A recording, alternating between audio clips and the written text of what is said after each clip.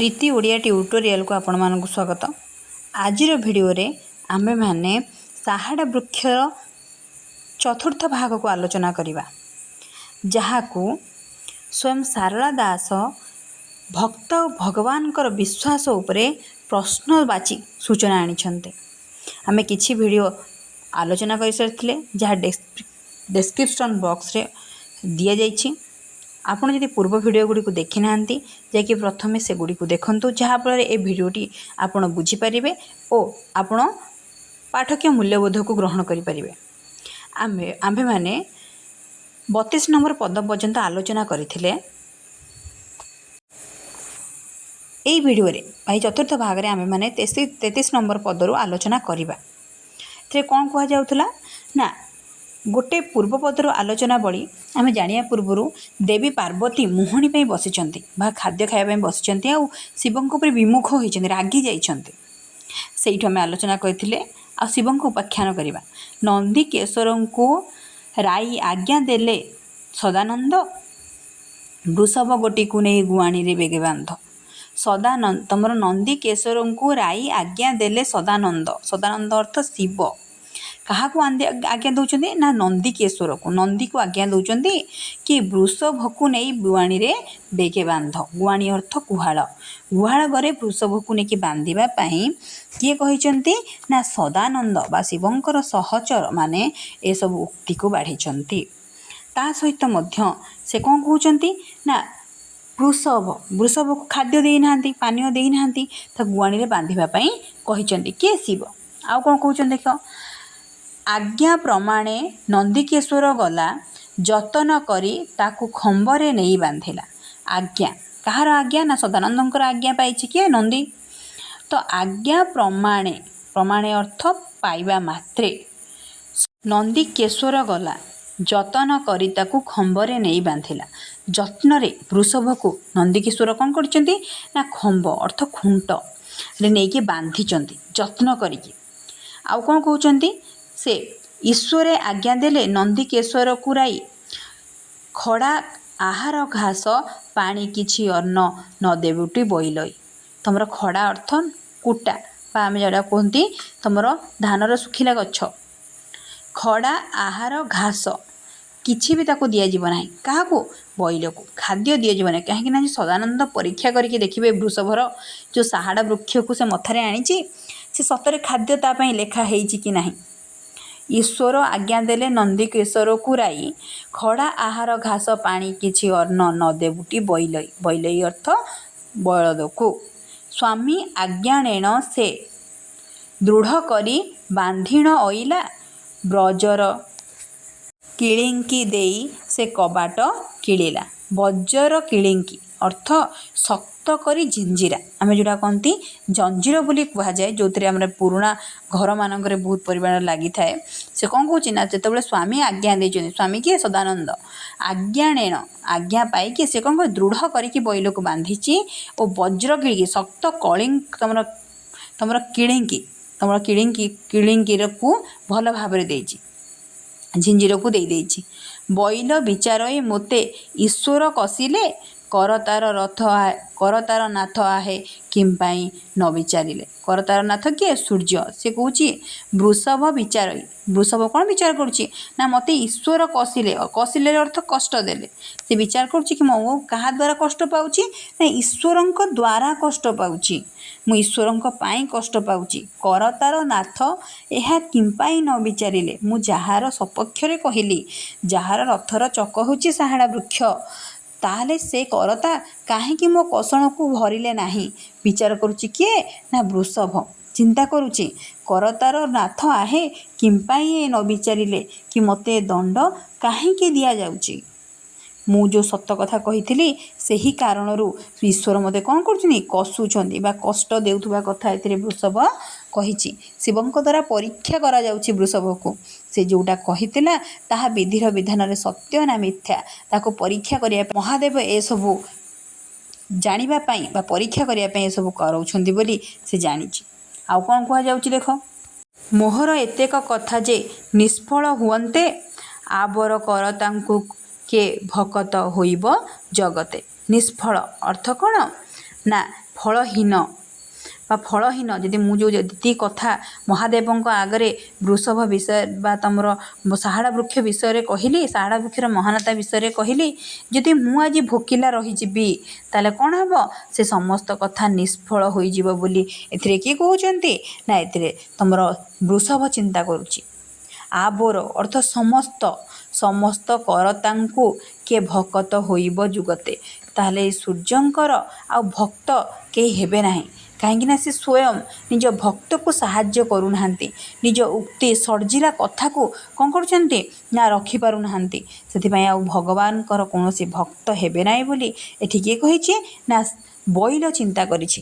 ବୃଷଭ ଏସବୁ କଥାକୁ ଭାବିଛି କି ମୁଁ ଯେଉଁ କାହା ଦ୍ୱାରା? ନା ଶିବଙ୍କ ଦ୍ୱାରା ଯେଉଁ କଷ୍ଟ ପାଉଛି ସେ କଷ୍ଟକୁ ଲାଘବ ଯଦି ନ କରାଯାଏ ତାହେଲେ ମୋର ସମସ୍ତ ଉକ୍ତି ବିଫଳ ହେବ। ଆଉ ମୁଁ କେହି ଭକ୍ତ ଆଉ କରତାଙ୍କର ହେବେ ନାହିଁ ବୋଲି କହିଛି।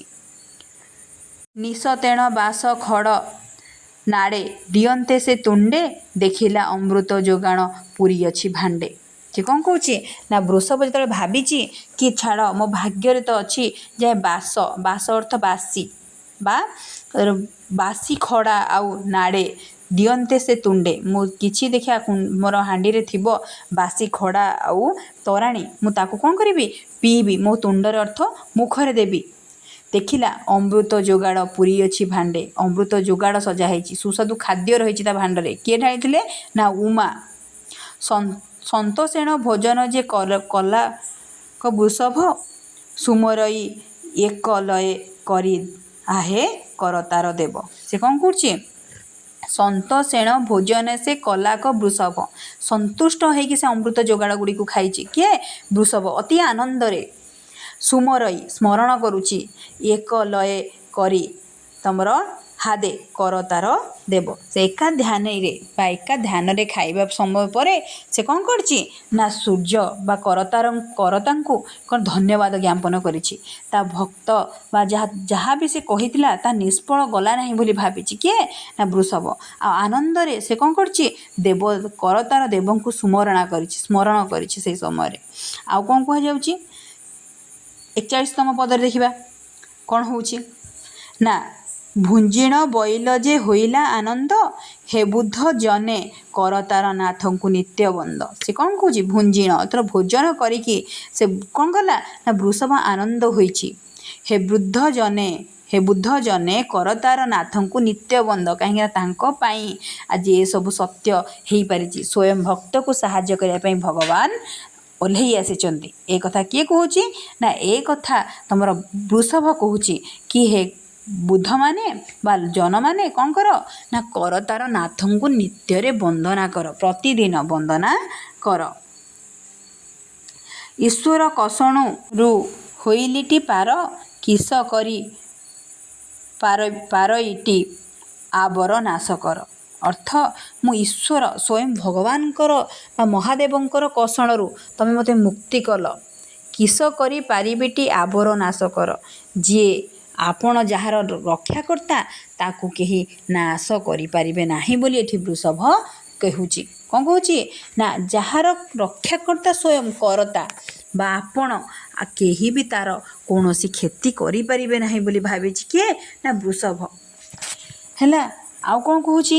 ନା ସମସ୍ତ ଉକ୍ତି ଏଥିରେ ମହାଦେବ ଯାହା କିଛି ବୃଷଭ ଉପରେ ଅତ୍ୟାଚାର କରୁଥିଲେ ଆଉ ସେ କିପରି ଭାବରେ ପାର୍ବତୀଙ୍କ ଦ୍ୱାରା ଯେଉଁ ଫୋପଡ଼ା ହୋଇଥିବା ଅମୃତ ଯୋଗାଣକୁ ଭୋଜନ ରୂପରେ ପାଇଛି, ଏସବୁ ତୁମର କ'ଣ କରୁଛି? ଶାରଳା ଦାସ ଅତି ସୁନ୍ଦର ଭାବରେ ବର୍ଣ୍ଣନା କରିଛନ୍ତି। ଏହି ହସ୍ତରେ ଫଳନ୍ତି ବିରଞ୍ଚି ନାରାୟଣ ପ୍ରସାଦେ, ଶୂଦ୍ରମୁନି ଶାରଳା ଦାସ କରତାର ପାଦ ପଦ୍ମେ ବନ୍ଦେ। ସେ କ'ଣ କୁହାଯାଉଛି? ନା ତୁମର ଏହି ହସ୍ତରେ ଫଳନ୍ତି ବିରଞ୍ଚି ନାରାୟଣ ପ୍ରସାଦେ, ମାନେ ଏହି ହସ୍ତରେ କ'ଣ କରାଯାଉଛି? ନା ନାରାୟଣଙ୍କୁ ପ୍ରସାଦ ଭୋଗ କରାଯାଉଛି। ଶୂଦ୍ରମୁନି ଶାରଳା ଦାସ କରତାର ପାଦ ପଦ୍ମେ ବନ୍ଦେ। ସବୁବେଳେ ସେ କରତାରାଙ୍କ ନାଥରେ ଶାରଳା ଦାସ ନିଜକୁ ବନ୍ଦନୀୟ ବା ସମ୍ମାନନୀୟ ଜଣାଇଛନ୍ତି। ଆଉ କ'ଣ କହିଛନ୍ତି ଦେଖ? ବ୍ୟାସେ ବୋଇଲେ ଶୁଣ ଗାନ୍ଧାର ସେନ ନୃପତି, ଏପତ୍ର ଶିରେ ଘେନିଲେ ଏସନେକ ଫଳ ଶ୍ରୁତି। ଗାନ୍ଧାରସେନ କ'ଣ ନା ବ୍ୟାସେ, ବ୍ୟାସେ ଅର୍ଥ ବ୍ୟାସ, ବେଦ ବ୍ୟାସ କହୁଛନ୍ତି କାହାକୁ? ଗାନ୍ଧାରସେନକୁ। ଏ ଉକ୍ତି ଆମେ ଦେଖିଥିଲେ ବାର୍ତ୍ତାଳାପ ହିସାବରେ କାହା ସହିତ କାହାର ଚାଲିଥିଲା ନା ଗାନ୍ଧାରସେନଙ୍କ ସହିତ ତମର ବ୍ୟାସଙ୍କର ଉକ୍ତି ଚାଲିଥିଲା। ସେଥିପାଇଁ ବ୍ୟାସ କହୁଛନ୍ତି ବ୍ୟାସେ ବୋଇଲେ ଶୁଣ ଗାନ୍ଧାରସେନ ନୃପତି, ଏପତ୍ର ଶିରେ ଘେନିଲେ ଏସନେକ ଫଳଶ୍ରୁତି। ଏହିପରି ଭାବରେ ଯଦି ସାହାଡ଼ା ବୃକ୍ଷ ବାମ ପାଖରେ ଥାଏ ତାକୁ ଯିଏ ଧାରଣ କରେ ତାକୁ ଏହି ପରିମାଣରେ ତାକୁ ଭଗବାନ ସାହାଯ୍ୟ କରନ୍ତି ଆଉ ସୁସ୍ୱାଦୁ ବା ଅମୃତ ଯୋଗାଣ ଦେଇଥାନ୍ତି ବୋଲି କହିଛନ୍ତି କିଏ? ବ୍ୟାସ। ଭୁଞ୍ଜିଣ ବୃଷଭ ତୃପତି ହୋଇଲା, ତମର ଶୋକକୁ ପଣା ଭୋକକୁ ଅମୃତ ଯୋଗାଡ଼ ପାଇଲା। ସେ କ'ଣ କହୁଛନ୍ତି? ଭୁଞ୍ଜିଣ ଅର୍ଥ ଭୋଜନ କରି, ବୃଷଭ ତୃପତି ହୋଇଲା, ତୃପତି ଅର୍ଥ ଶାନ୍ତି, ତୃପ୍ତି ଅନୁଭବ କଲା, କାହିଁକି? ଖାଇକି। ତ ଶୋଷକୁ ପଣା, ଭୋକକୁ ଅମୃତ ଯୋଗାଡ଼ ପାଇଲା। ଶୋଷ ଲାଗୁଥିବା ସମୟରେ ପଣାଟା ଯେତିକି ସନ୍ତୁଷ୍ଟ ଅନୁଭବ ଦିଏ, ତ ବୃଷଭକୁ ସେହିପରି କ'ଣ ଲାଗିଛି ନା ସନ୍ତୁଷ୍ଟ ଅନୁଭବ ଦେଇଛି। ଆଉ ଭୋକ ଲାଗୁଥିବା ସମୟରେ ସେ ଅମୃତ ସୁସ୍ୱାଦୁ ଖାଦ୍ୟ ପାଇଛି। ଆଉ କ'ଣ କୁହାଯାଇଛି ଦେଖ, କବାଟ ଫେଡ଼ି କରି ଦେବ ଯେ ସୁଢ଼ଳେ, ଭିତରକୁ ପଶିଗଲେ ତମର ଦେବ ବୃଷଭ ବିକଳେ। ସେ କ'ଣ କହୁଛନ୍ତି? କବାଟ ଫେଡ଼ି କରି ଦେବ ଯେ ବିକଳେ, ଦେବ ଅର୍ଥ ମହାଦେବ, ବିକଳ ହୋଇକି, କାହିଁକିନା ସେ ଜାଣିଛନ୍ତି ବୃଷଭକୁ କାଲିଠୁ କିଛି ବି ଖାଦ୍ୟ ଦିଆଯାଇନି, ତ ସେ ବିକଳ ହୋଇକି କ'ଣ କରିଛନ୍ତି ନା ବୃଷଭର କଷ୍ଟ ଦେଖିବାକୁ ଯାଇଛନ୍ତି କିଏ? ମହାଦେବ। ଭିତରକୁ ପଶିଗଲେ ଦେବ ବୃଷଭ ବିକଳେ, ବିକଳ ଦେଖିବା ପାଇଁ ଭିତରକୁ ପଶି ଯାଇଛନ୍ତି, କିନ୍ତୁ କ'ଣ ଦେଖିଛନ୍ତି ଦେଖ ବୃଷଭଙ୍କର ଦୁଃଖ ଦେଖିଛନ୍ତି କି ସୁଖ ଦେଖିଛନ୍ତି? ଈଶ୍ୱରେ ହସିଲେ ଯେ ମହାବୃଷଭକୁ ଚାହିଁ, କିସ ଫଳ ପାଇଲୁ ହେ ସାହାଡ଼ା ବୃକ୍ଷ ଦାହି। ସେ କହୁଛନ୍ତି କ'ଣ? ତୁ କି ଫଳ ପାଇଲୁ? ସାହାଡ଼ା ବୃକ୍ଷକୁ ହାତରେ ନେଇକି ତୁ କି ଫଳ ପାଇଲୁ? ତୁ କାଲିଠୁ କିଛି ଅନ୍ନ ପର୍ଯ୍ୟନ୍ତ ଖାଇନାହୁଁ, ତାହେଲେ ତୁ କି ଫଳ ପାଇଲୁ? ଏ ବୃକ୍ଷକୁ ଘେନିଲେ କି ଫଳ ମିଳିବ? ବୋଇଲା ଦେବ ସାହସ ନହୋଇ ଯେ ମିଥ୍ୟା, ସାହସ ଅର୍ଥ ଶାସ୍ତ୍ର ହେଲା, ସୁକ୍ଷେଣ ପାରି କରନ୍ତି ଯେ କରତାର ଭକତା। ସେ କ'ଣ କହୁଛି? ବୋଇଲା ଅର୍ଥ ବୋଇଲ କହୁଛି ବା ବୃଷଭ କହୁଛି, ଦେବ ସାହସ୍ର ଅର୍ଥ ଶାସ୍ତ୍ର, ନୁହଁଇ ଯେ ମିଥ୍ୟା, ଯାହା ଶାସ୍ତ୍ର କହିଛି ତାହା କେବେ ମିଥ୍ୟା ହୋଇ ନପାରେ। ସୁକ୍ଷେଣ ପାରି କରନ୍ତି ଯେ କରତାର ଭକତା, କରତା ଅର୍ଥ କିଏ? ସୂର୍ଯ୍ୟ। ସୂର୍ଯ୍ୟଙ୍କର ଯେ ଭକ୍ତ ତାକୁ କ'ଣ କରେ ନା ସୁନ୍ଦର ଭାବରେ ସେ ସୁଖରେ ପାରି କରିଦିଅନ୍ତି ସମସ୍ତ କଷ୍ଟରୁ। କିଏ କହୁଛି ନା ତମର ସ୍ୱୟଂ ବୃଷଭ ଏ କଥା କହୁଛି। କାହାକୁ? ମହାଦେବକୁ କହୁଛି।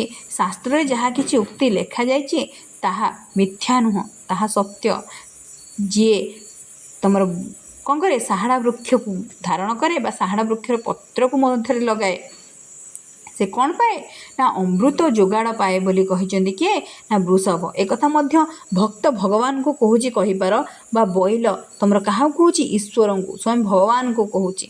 ଈଶ୍ୱର ବୋଇଲେ ପାଇଲୁ ତୁ ଯେହ୍ନେ, ସଂସାର ଜନକୁ ପ୍ରାପତ ହେଉ ତେହ୍ନେ। ଈଶ୍ୱର ଅର୍ଥ ମହାଦେବ କହୁଛନ୍ତି ବୃଷଭକୁ, ତୁ ଯାହା ପାଇଲୁର ଅର୍ଥ କ'ଣ ନା ତୁ ଯାହା କିଛି ପ୍ରାପ୍ତ କଲୁ, ତୁ ସଂସାର ଜନକୁ ପ୍ରାପତ ହେଉ ତେହ୍ନେ, ପ୍ରାପତ ଅର୍ଥ ମିଳୁ ବା ପ୍ରାପ୍ତ କରିବା, ପାଇବା, ତା ସଂସାର ଲୋକମାନଙ୍କୁ ମଧ୍ୟ ସେଇଆ ମିଳୁ। ତୁ ବୃଷଭ ତ ବାମ ପାଖରେ ଥିଲା ବୋଲି ତୁ କ'ଣ କଲୁ ନା ତା ପତ୍ରକୁ ଆଣିକି ମଥାରେ ଲଗେଇଲୁ, ଆଉ ତୁ କ'ଣ ପାଇଲୁ? ଦିନ ସାରା ତମର ରାତି ସାରା ତୁ ଉପାସରେ କାଟିଛୁ, ତ ସଂସାର ଲୋକଙ୍କୁ ମଧ୍ୟ ସେହିପରି କ'ଣ ମିଳୁ? ସମସ୍ତେ ଉପାସରେ ରୁହନ୍ତି ବୋଲି କିଏ ଭାବିଥିଲେ ନା ତମର ଈଶ୍ୱର ବା ମହାଦେବ ଭାବିଥିଲେ। କିନ୍ତୁ ସେ କ'ଣ ଜାଣିଛନ୍ତି? ତମର ବୃଷଭ ଅମୃତ ଯୋଗାଣ ପାଇଛି, ପଣା ପିଇଛି, ଏସବୁ ସୁସ୍ୱାଦୁ ଖାଦ୍ୟ ଖାଇଛି, ସେ ଜାଣିନଥିଲେ। ସେଥିପାଇଁ ଏସବୁ ଉକ୍ତିକୁ ସେ ବାଢ଼ିଛନ୍ତି।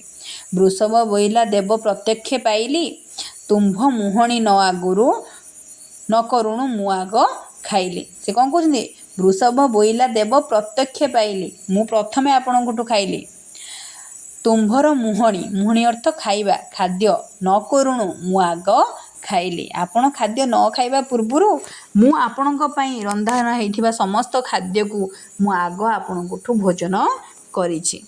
କିଏ କହିଲା? ବୃଷଭ। ଏକଥା ଶୁଣିକି ମହାଦେବ ଆଶ୍ଚର୍ଯ୍ୟ ହୋଇଯାଇଥିବେ, କିପରି ଭାବରେ ହୋଇଛି, କିପରି ଭାବରେ ଖାଇଛନ୍ତି। ଯେ ଯାହାକୁ ସ୍ୱାମୀ ହୋଇଥାଇ ଭକତା, ଅବଶ୍ୟ ସେ ତାହା ତ କରନ୍ତି ହେ କରତା। ସେ से कौन कहते ना सबु जिनसरू जी जार भक्त होता है से ताकू निश्चय विपद रक्षा करे बोली कहते किए ना तुम वृषभ क्या कहते ना महादेव को आउ कौन कहते देख सेवक चिंता जेबे स्वामी की न लगे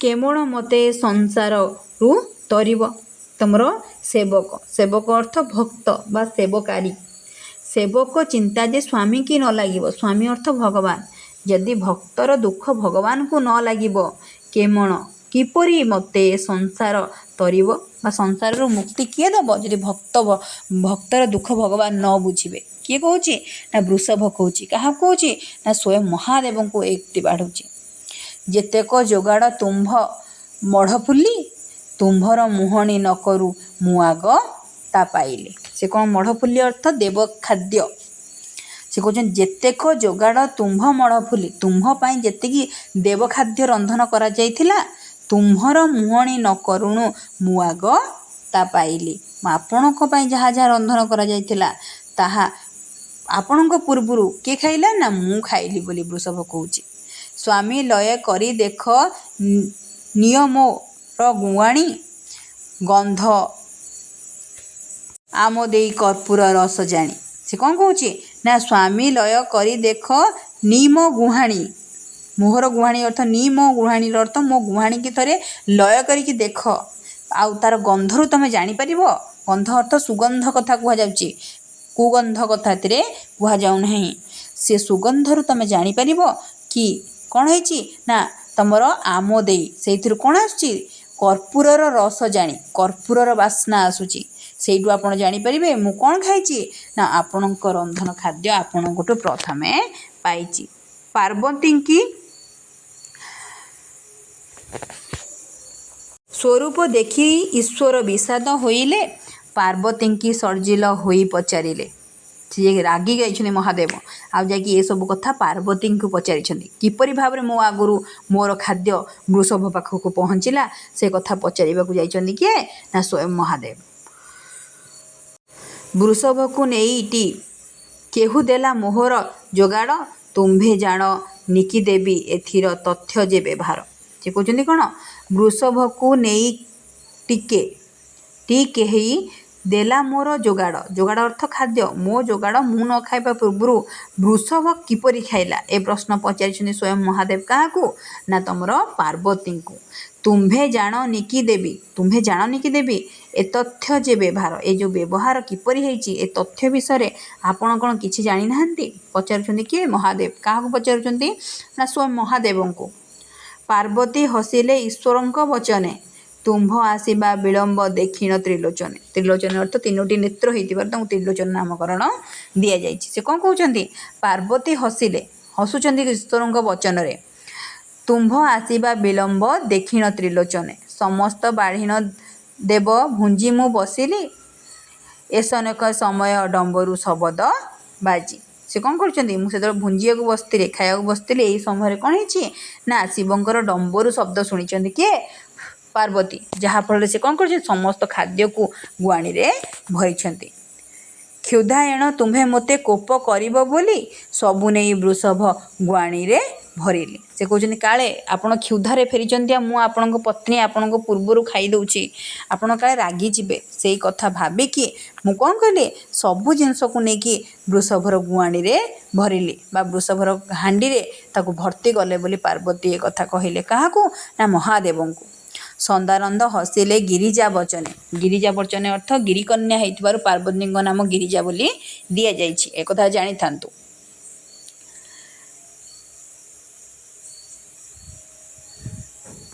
एही नक करी जे प्रापतटी करती देवता माने से कौन कहते सदानंद हसिले गिरिजा वचने एहिणेक यहीपरि भाव करी जे प्रापतटी करांती देवता माने अर्थ जे देवता माने जहाँ वेद वेदांत लिखि जाइछन्ति सेहीपरि भाव सबु संयमता को जोड़ी थांती आउ ताकू से फल निश्चय प्राप्त करांती बोली एठी कहउचंदी किए सदानंद शिव कहउचंदी एहीपरि भाव ताहाले तमर भगवान कौन करती ना भक्त को साहाय्य करती किछि ना किछि उपाय रे जहाँ किछि शास्त्र लिखा जाइछि ताहा निश्चय होइथाय हला ए सब कथा किए कहउचंती ना स्वयं महादेव कहउचंती ତାହେଲେ ଶାସ୍ତ୍ରରେ ଯାହା ଲେଖା ଅଛି ଯେଉଁପରି ଭାବରେ ଯାହାକୁ ଯାହା ମିଳିବା କଥା ସେସବୁ ନିଶ୍ଚୟ ଭଗବାନଙ୍କ ଦ୍ୱାରା ଭକ୍ତକୁ ପ୍ରାପ୍ତ ହୁଏ।